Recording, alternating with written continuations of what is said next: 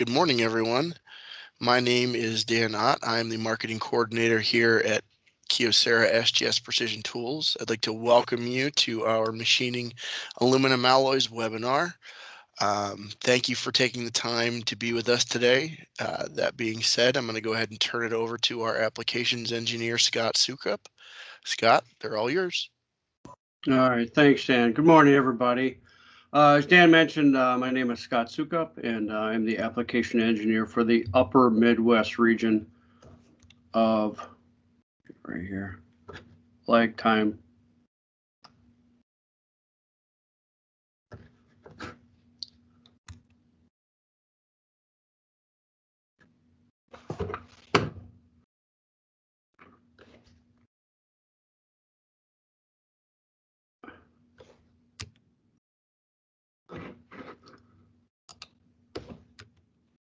There we go. Sorry, guys. All right, so I'm the application engineer for the upper Midwest region of the U.S., and not shown on this map is all of Eastern Canada, which includes Manitoba, Ontario, and Quebec, which is also mine. So I've been with Kyocera SGS for almost 9 years now, with a total of 30 years in the industry. I am a CNC machinist by trade, and I've held various sales and technical jobs over the last 20 years. So my role within SGS is to support our sales team out in the field, and of course their end users and distributors as well. So my goal is always to provide a little bit of added technical support at the machine, with really focus on the cycle time reduction and productivity increases. So I can spend the time, the added time at the customers and the end users to make sure that that everything is running smoothly with our tools. So ultimately, providing more value at the spindle, supporting our products. So today I'm going to talk about machining aluminum, and we'll go into some of the elements that make up the different alloys, and then talk about their common uses and specific markets and why they're used where they are. So I'll also talk about some of the geometries that we should be applying when machining these alloys, and then move into our SGS product offering for milling aluminum. And then finally, I'll wrap up with some tips and troubleshooting. So aluminum is the second most popular metal to be used and machined in the entire world, second only to iron or steel. So when we talk about pure aluminum and we add certain elements, we can change their properties to really suit the industry's needs. Okay. So most of the alloys are classified by a 4-digit number. And because of the excellent machinability and relatively high strength to weight ratio, it's used in almost every market segment in the world, especially aerospace and automotive. Okay. So pure aluminum uses a 4-digit designation starting with a number 1, and it's basically no alloys added. It starts by mining a clay-like rock called bauxite ore. That's spelled Bauxite. And then that ore is refined to extract the aluminum material.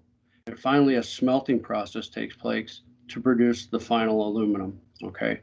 Most of the mines are in China and Australia, but really it's found all over the world. Okay. In its pure state, aluminum is not only very soft and malleable, it's also has an excellent natural corrosion resistance. Okay. The reason is that aluminum is very high. It has a very high affinity to oxygen. So when a new aluminum surface is exposed in the machining process, it almost instantly develops a thin, hard film of aluminum oxide. Okay. The aluminum oxide coating is what makes it so naturally corrosion resistant. Well, aluminum also has very high thermal and electrical conductivity, shown here, in relation to its weight, of course. But because of that, pure aluminum is really a good choice for power lines, grid work, and then also the food industry uses a lot of it here too. You'll see the the food packaging equipment. And then some common examples are 1100 and 1350. So aluminum copper alloys typically contain between 2 and 10% of copper with small additions of some other types of elements. Okay. Well, the copper provides a substantial increase in strength and allows precipitation hardening, but can also reduce ductility and corrosion resistance at the same time. So a trait we talked about with a 1X series pure aluminum is the corrosion resistance. So when we add that copper, it takes some of that away. For clarity, precipitation hardening is a three-phase basic system that allows a liquid bath followed by rapid cooling, and then that's a quench, and then the material is allowed to age in the air to get hard. Okay, and depending on how long it is aged is depending on how long it's going to how hard it's going to be rather. So, and it's used in a lot. This type of application or this type of hardening is used a lot in both ferrous and non-ferrous materials for anything from aluminum, like I mentioned, magnesium, nickel, stainless steel on up. So it's pretty common in to be used in many materials across the board. Now, when it's heat treated, the aluminum alloys are one of the highest strength to weight available, but they can also be the most challenging to weld because of the potential solidification cracking that can occur during the process. So some really common applications for these 2X series alloys are aerospace and military vehicles, for example. And common designations are shown down below. 2011 to 2024 are common. So next is the 6X series of aluminums, and they're most common, the most common in all the industries. Okay, when we add magnesium and silicon, it produces a compound called magnesium silicide.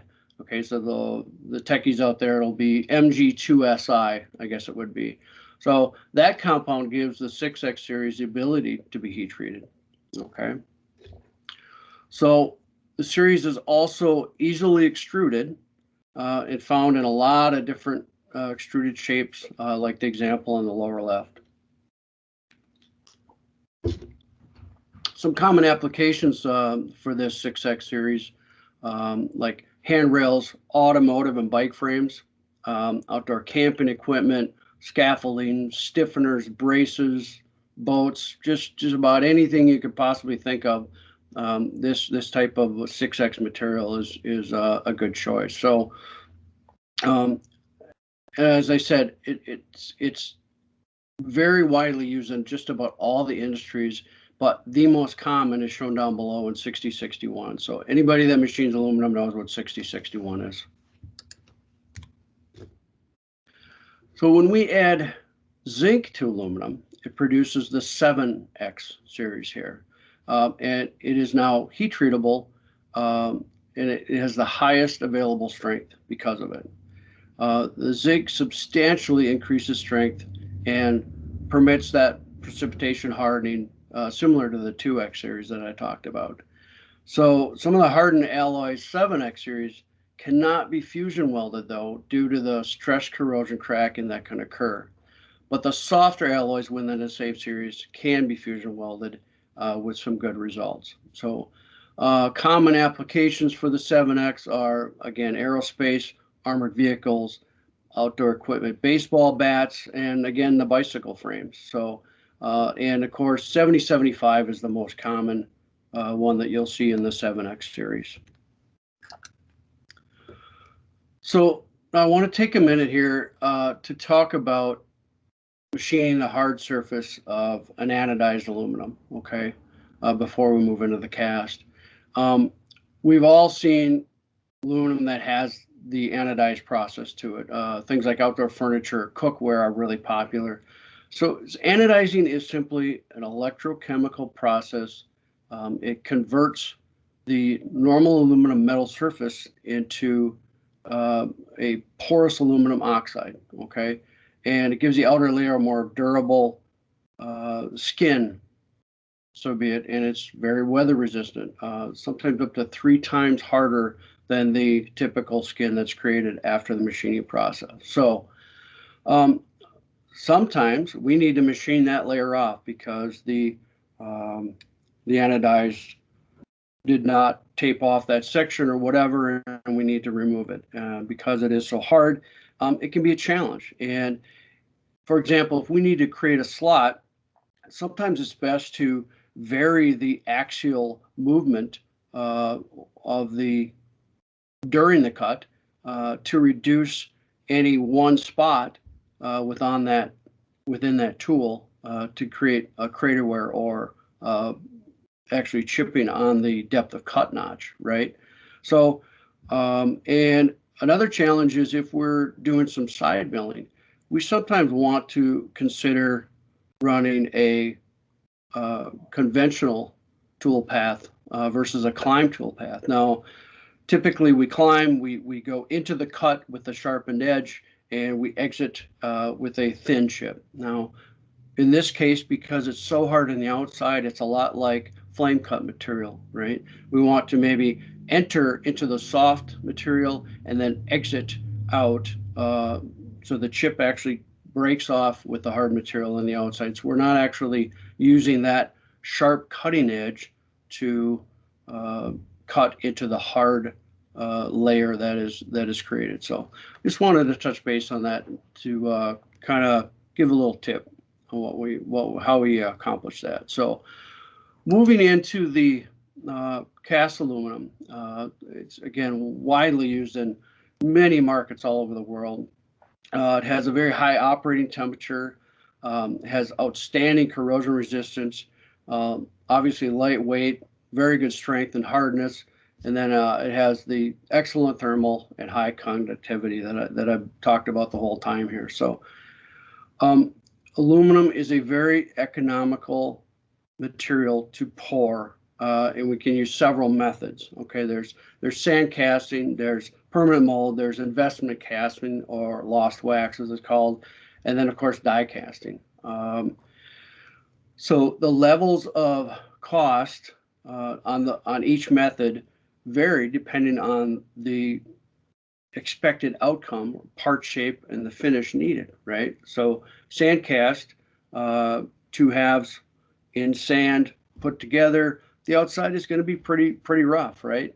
But on the other end of that spectrum, the die cast comes out and it's almost a perfect shape. So the cost varies depending on what the end result needs to be. And we add silicon to that cast aluminum to reduce the melting temperature and improve the ability of that molten material to flow into those empty cavities, okay?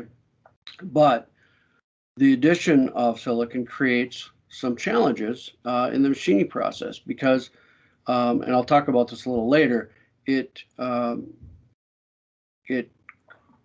adds such a lubricity to the material itself. And again, I'll touch on it. But the cast alloys I'm referring to have between 4 and 13% is pretty common. Those are the higher silicon content. So when we machine aluminum, it's really no different than any other form of chip making, right? So simply put, a chip is formed using a cutting tool and pressure, okay? That generates heat, and the thermal conductivity and properties of any given material is what dictates the size and shape of the chip created, all right? So the diagram here kind of demonstrates the thermal boundaries with the tool in contact with the workpiece. With aluminum, we don't have to worry a lot about managing the heat as we do with some of the other types of workpiece materials, like high temp alloys and stainless. But we still need to manage and evacuate the chips created and cut. All right. Tool geometry is key to any machining process, and aluminum, being soft and malleable, is no exception. We need to use a tool that will shear a good chip, yet have a balance of sharpness and strength. Okay. So, and also using a coated tool And applying coolant is also really important to aid in the lubricity at the cutting edge for that proper chip evacuation. So cutting tool geometries are designed to be used in specific types of materials. For aluminum, we lean on high positive geometries for best results. The radial rake, that radial rake angle plays a really important role in the metal removal. And highlighted here, that angle must be high enough to shear the chip so the material will flow away from the cutting edge effectively while reducing cutting forces. All right. The higher the rake, the sharper the edge. Now, the other end of the spectrum is the helix angle, and that can also affect the chip flow. So the higher the angle will help shear that chip, but will also affect the amount of side tool pressure at the cutting edge and the workpiece. Okay, so for aluminum, we want a higher helix, but we will reduce the flute count to compensate for the chip size and shape. Okay, so the relief angle is also really important for balance between edge strength and sharpness. There's really two main types that are used in the industry, and then I'll talk about a third, kind of a combination of the two. Um, the two main that are shown are eccentric and faceted. All right. So eccentric is a gradual slope away from the primary cutting edge. Type of grind will be really strong, um, but it might lack the sharpness of a traditional faceted grind. And sometimes the surface finish, for example, might be affected by that. So faceted grind, as I mentioned, is much sharper. It uses a primary and secondary straight grind away from the cutting edge. Um, Again, sharp action, good surface finish, and it will, however, not be as forgiving as, say, the eccentric grind would be as far as strength. It's much sharper, it's weaker, okay? So it could dull prematurely. So some of the SGS end mills that you'll see coming up use what is referred to as a circular land relief, okay? It's essentially a very small portion of the outer diameter of the cutting tool that is used as the cutting edge, okay? It has no additional radial relief. It gives the tool extreme run-out tolerance and balance at really high speeds. And of course, flute count is shown here as well. I talked about that. We reduced the flute count for our chip size.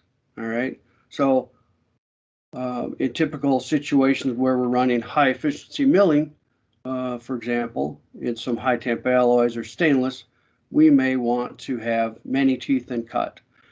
When we have more teeth, the gullet size decreases. So we have to compensate. Now, in aluminum, for example, you'll see on the left-hand side flute count, that two flute end mill has a very large gullet and enough space for a larger chip. Okay. So aluminum doesn't require a lot of power to machine effectively.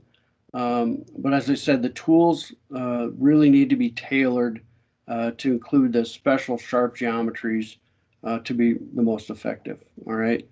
So many parts and applications require a smooth, very smooth finish in aluminum. So we grind that tool with a real sharp geometry and higher than average helix angles for that fast chip evacuation. Um, we include small cores on purpose, coupled with low flute count to accommodate that large chip size that I talked about. So sometimes we add a honed edge also to help give some edge and corner protection for any interrupted cuts. All right. And we always want a smooth surface in the gullet and the cutting edge to reduce that material buildup. The tool really has to be balanced so she should achieve the really high RPMs for the best productivity and lowest cycle times. All right. So coated or uncoated. Um, while it's not a requirement, like in some ferrous materials, to have a coating, the coating does help in aluminum in a few ways. Coatings typically, or for every reason, are used as a barrier between the material being cut and the tool. While a coating acts as a thermal barrier between the cutting edge and the workpiece, in the case of aluminum, we also use it to aid in that chip flow and reduce that material adhesion at the cut.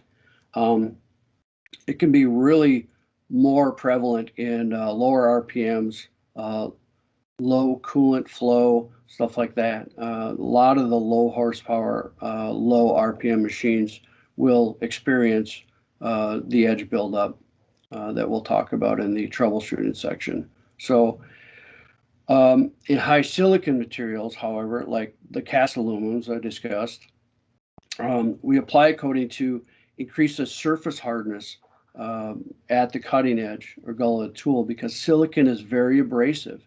During that machining process, we use shown here, the titanium diboride. It's a great coating, and it's really a perfect barrier for added tool life, especially in the high silicon cast aluminums. So let's talk a little bit about how the tool paths go. Now, this is generalized, and really the radial width of cut directly affects the angle of engagement. All right. For example, the upper left picture, um, it shows about a 10%, say, cutter engagement radially. Since that's relatively low for aluminum, we'll need to increase our feed rate or our inch per tooth to compensate for the lack of the normal and necessary chip load. All right. The second picture in the middle on the left shows about a 50% radial engagement for that type of tool engagement. That's about a full 90 degrees, half the tool. Okay. So our chip load is closer to normal. And then, of course, the last picture on the left shows a full slot, which equates to a full 180 degrees of engagement. Your your chip load at this point is thin, thick, thin. Okay, it's the nature of the beast. So, and then as far as the tool path of cutter on the right, um, the the same angles of engagement are shown, but what it demonstrates is the differences as the tool enters and exits the inner and outer corners or contours of a part shape. Okay. Since the chip load is calculated off the straight line tool path, the angles change according to the contour radius, even at the small radius step over, the same one. Okay. So, for example, the middle right picture shows an internal radius with almost a full 90 degrees of engagement, but the bottom picture is showing an external radius cutter path. So this clearly is less even with the straight line path due to the true angle of engagement that's shown. All right. A constant cutter engagement is typically used in this scenario. I mentioned high efficiency machining. We'll talk a little bit more about it. Constant cutter engagement, names like dynamic milling, volume mill, adaptive milling. There's a lot of names for it, but normally it's used in the ferrous materials, but it can also be applied here to keep that engagement angle consistent. All right. While really the programming method is widely used. Like I said, the lower step overs in the ferrous materials, we can use a lot heavier radial step overs with the high efficiency milling type programming and still get um, the best results. Okay, it's not uncommon to see a 40% step over instead of taking a full slot. Actually, sometimes, many times, our feed rate is ultimately increased below that 50% line. And many cases, we can get more productivity or more material removal um, at running 40% because our chip load is increased. Our feed rate is increased to compensate for that. So it's definitely something to look into. Aluminum is not all about um, full slotting tool pass in that case. So what really is the right tool for the job? Um, since we already talked about some of the geometries and and things that go into that, um, and then also we talked a little bit about the tool pass. So now we need to consider everything else. Okay, all the other stuff that goes into it. Um, what is like first one? Is it heavy radial engagement or is it high efficiency? Are we roughing? Are we finishing? What kind of tool or part finish do we need? What is our tool hangout of the holder? Is it short? Is it stub? Do we have a lot of flute count? Flute length rather. Um, what kind of coolant are we running? Is it flood? Is it internal? MQL? Um, what about the stability of the part itself? Okay, or the setup. What is our max RPM? I mean, I run into many machines out there that don't exceed 8 to 10,000. So we need to be able to understand and compensate for that when we go to program.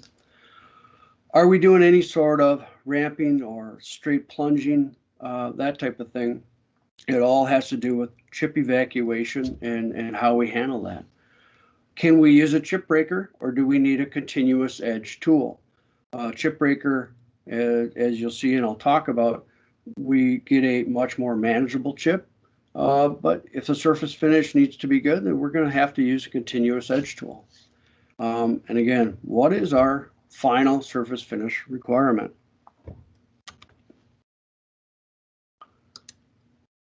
Again, what tool best suits your application? All right. So I want to move into some of the tools that Kyocera SGS has to offer depending on the different scenarios that I just talked about and the tool pass. So this first one on the left is our most popular end mill in our aluminum offering, and certainly the most expansive as well. This is the 3-flute Series 43, also called the S-carb. And this is our go-to for your typical roughing and semi-finishing applications using traditional tool paths. We'll recommend this tool for moderate radial step overs up to full slotting 1 times diameter D. All right. So with our continuous edge tool on the left or our serrated style on the right, there's many similarities between the two.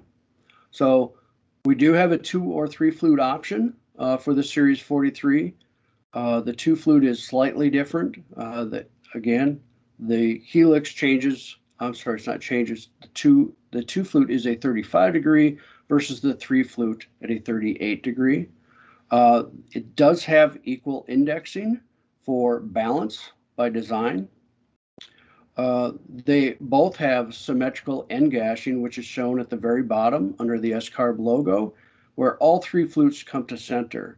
That gives excellent durability, and it gives us the ability to use it almost like a flat bottom drill in the sense of going straight into at a 90-degree angle into the workpiece at high feed rates.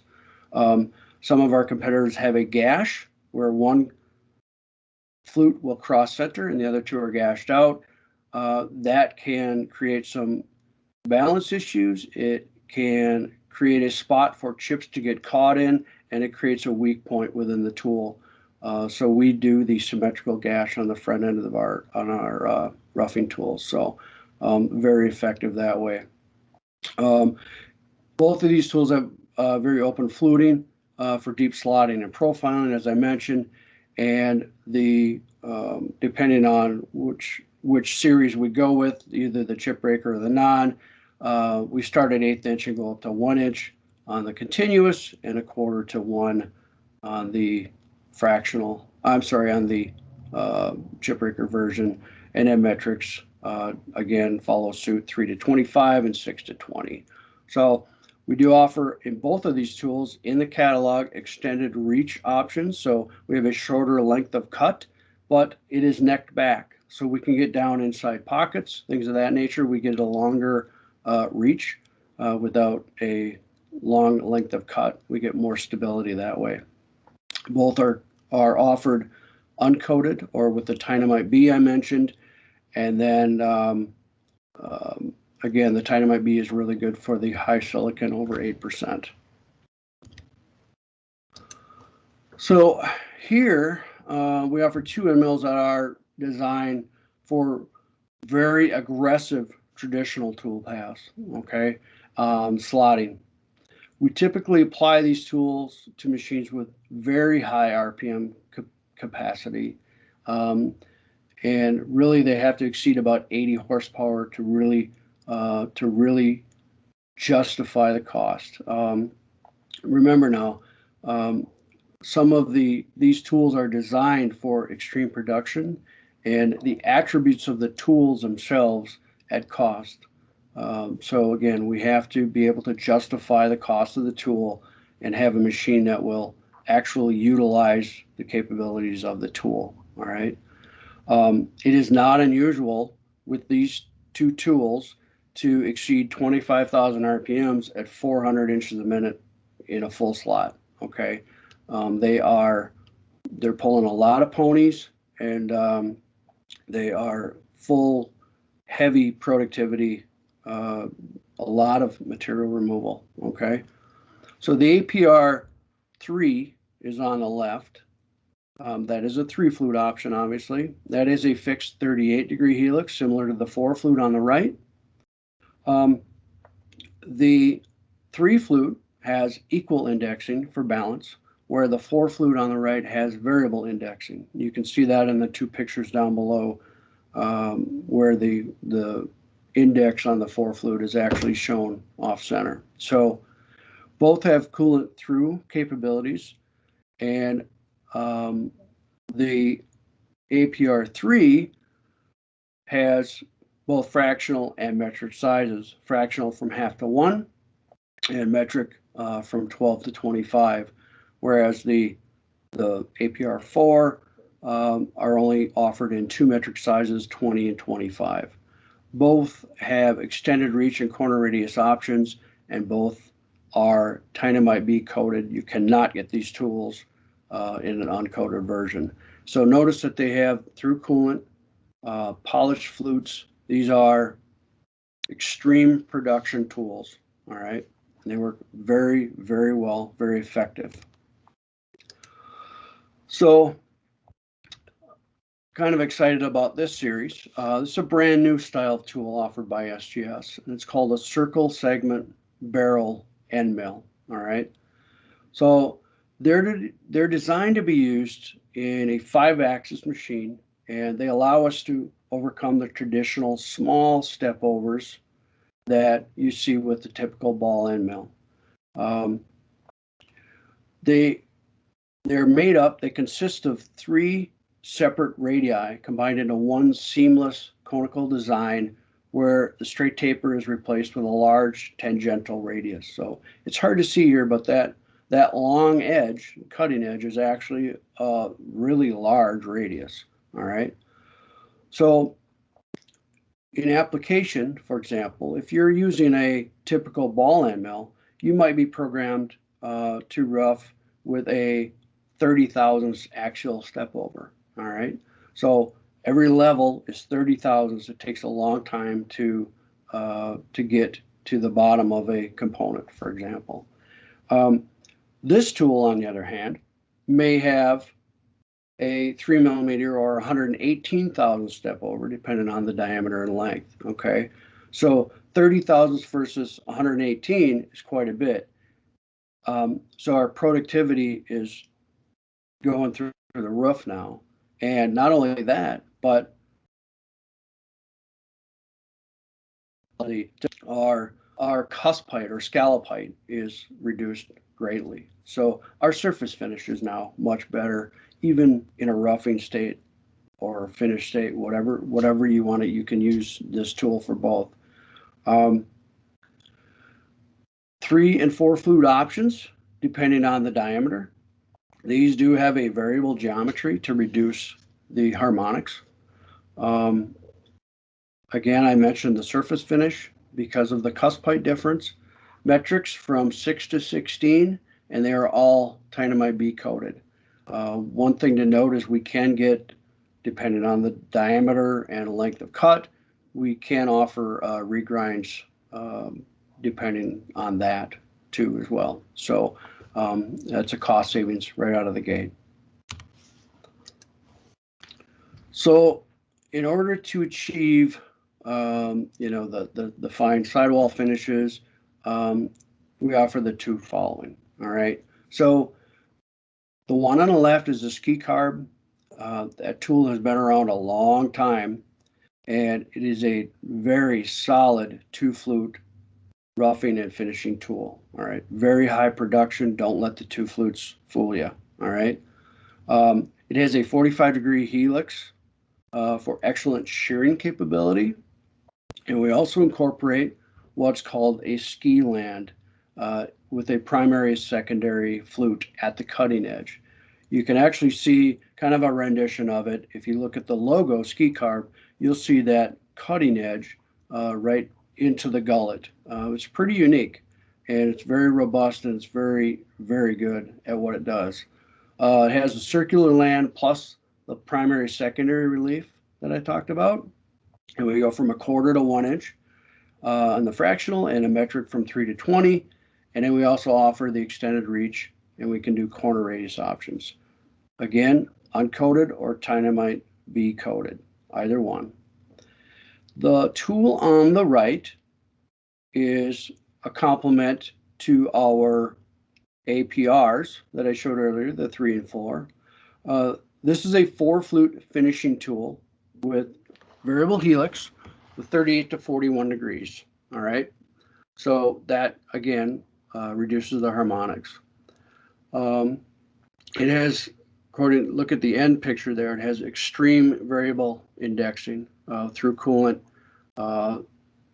very high productivity finisher, long length of cut. It excels at thin-walled applications, will not deflect. Available with extended reach and corner radius options, and Dynamite B as well. All right, so really quickly moving into troubleshooting. Not all of traditional troubleshooting methods are really necessary or can be applied when cutting aluminum, but I'll throw out a few that you may come across and kind of how to combat them and why they're happening. Okay, the first one is pretty common, and that picture is pretty intense. You'll see that's actually an animal that's just completely balled up with chips. I'm sure some of you have seen this. So that usually happens when the spindle speed is too low for the aluminum itself. You want to increase that, and then your chip load is too light. If your chip isn't large enough, it cannot evacuate quickly enough out of the gullet and get out away from the part. So they start to ball up there, and then this is what happens. They all melt into a big glob of mess. All right. So some of the things that cause this are the improper rake or clearance as shown. Coolant and coolant pressure are very important. And then maybe your tool isn't really designed to cut aluminum, and it has maybe it's a used tool, or maybe it's just the cutting edge itself is too dull for that application. So obviously increase the feed rate, increase that clearance angle to get that chip up and out. The coolant pressure application has to be improved. Concentration is also important. If we run a semi-synthetic or synthetic at very low, it just doesn't have the lubricity sometimes necessary for the evacuation of chips and aluminum. Okay. Choose a coated tool because that's going to help. That coating is going to help that chip flow across the cutting edge and out the gullet. So, and then check your wear. The next one there um, really is your overfeeding. You have poor rigidity. That tool is bouncing around too much. You've got interrupted cutting. As far as your tool itself, maybe your clearance angle is too high. So it's just too sharp and it can't take that punishment or abuse. And then obviously some of the solutions there, they're relatively simple. You increase your RPM and get your feed up where it needs to be. Maybe add a corner radius to help that edge strength. Decrease the feed rate. Check everything. Make sure that it is a more rigid setup. Try to get as rigid and as short in that tool holder as possible.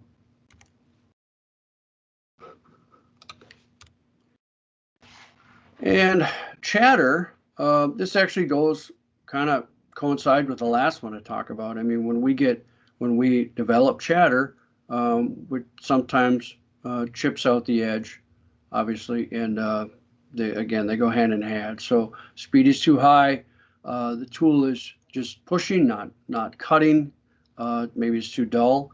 The setup is also key to reduce chatter. So another thing is I mentioned some of the tools that we have an unequal or variable design to them. That geometry helps reduce chatter as well. So tool diameter might be too small or the projection might just be hanging out way too long. So shorten everything up, try to get your fixture straightened away, get the vibration out of the part, and then obviously use a sharper tool, I think would help in the shearing properties. So, and the last one here is catastrophic failure, which again, like the first picture I showed you, to chip packing, excessive wear, lack of power, very unstable conditions, and the feed rate is just too high and it can't, too high or too low, and you just can't evacuate the chip, and it's just going to break your tool. So reduce the depth of cut if possible. Change the tool out more often if it's dull. Again, watch that coolant pressure and concentration. Decrease the feed rate a little bit, and then try to get your fixture back in line and make sure that your run out. I would always try to make sure your run out is absolutely as tight as you can possibly get it with any of these applications. So with that, I'm going to turn it over to Dan to close out this webinar. Hi guys. So I wanted to just touch on some of the things that I do as the marketing coordinator and some of the things that I cover. So just to give you a bit of background, I've been with the company for roughly 15 years total, but I've been in the marketing chair for about 5 years. The things that I cover are all of the digital communications externally. So any of the things that you guys receive in emails, through the website, through social media, it all come through my desk. Um, so with that, I handle a few of the things that you guys have probably seen already. The digital catalog, which is a great repository to check out all of our tools in our portfolio and all of the things that are available with these tools. And then along with that, we have our tool wizard, which we think is a great application tool. You basically take your end mill or your drill or whatever your tool you happen to be looking for, the material you happen to be cutting, enter in your machining parameters, and it'll go ahead and give you the run rates for whatever tool you happen to be going with for from KSPT that'll fit your application needs. So that, coupled with a lot of the things we have on the website, we really feel like we have a lot of great tools for you guys to utilize that offer a lot of cost savings, time savings, and things like that. So we urge you guys to take advantage of anything that we have on the website, whether that's digital catalog, tool wizard, the case studies that we have there, the videos that we have posted there. Take advantage of and subscribe to our YouTube channel, and really just take in all the KSPT can offer you guys. So with that, I'll turn it over for any questions that you guys might have for Scott or for myself. Go ahead.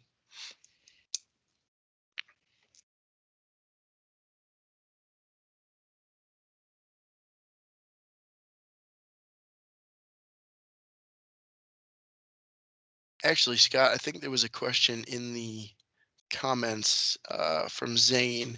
Does SGS have any plans for a multi-flute aluminum or low RPM machines, but are capable of high feed rates, mostly cast aluminum applications?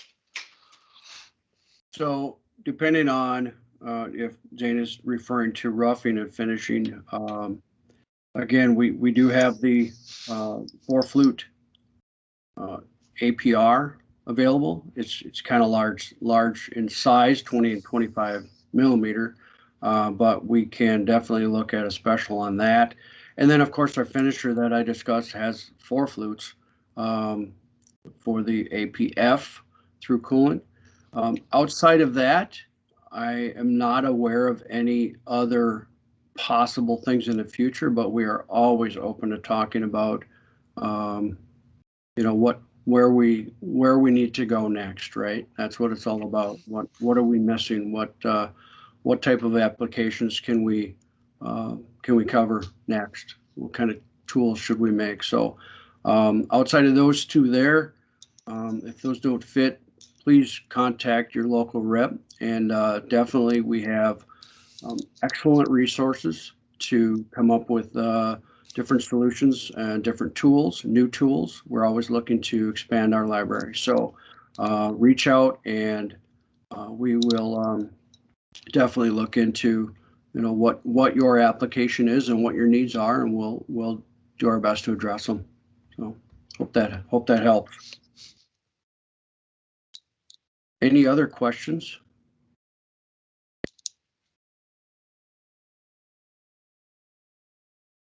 Don't be bashful, guys. Scott's a great repository for any information you guys might have or questions you guys might have. So ask away. And just so you guys all know, this presentation will be posted to both our website and our social media as of today. And you'll have Scott and my contact information if you guys happen to think of anything you guys forgot to ask during the presentation. So don't feel bashful if you want to ask questions right now. But if you want to ask questions later, we'll give you the appropriate contact information. And also don't ever hesitate to reach out to your local SGS rep, because they're all very knowledgeable and they know where to go to get answers. So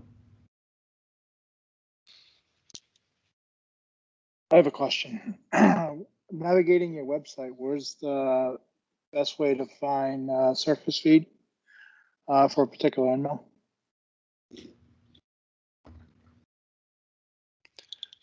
So the are you talking like the feed rates?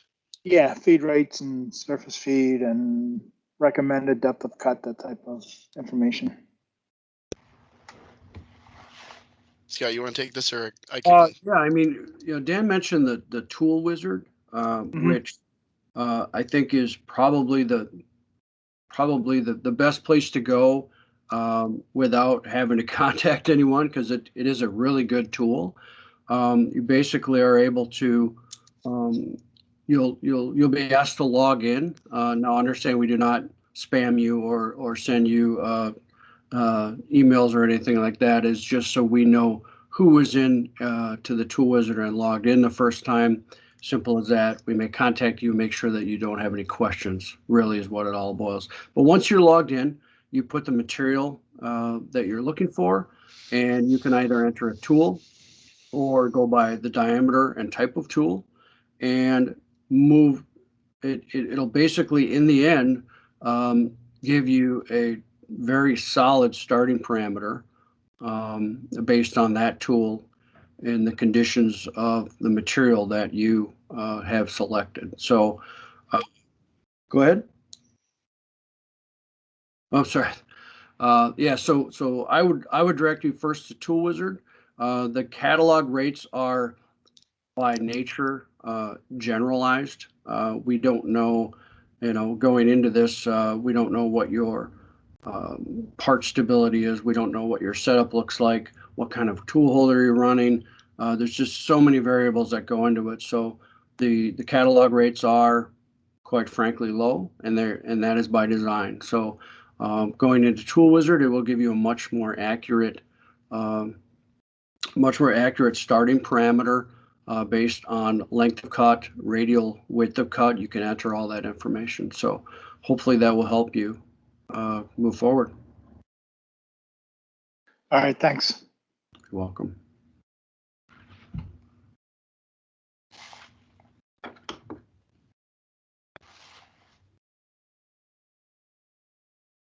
What do you think, Dan? I think we can call it. You guys have been a great audience. I really thank you guys for taking the time today and devoting all your attention to Scott in the presentation today.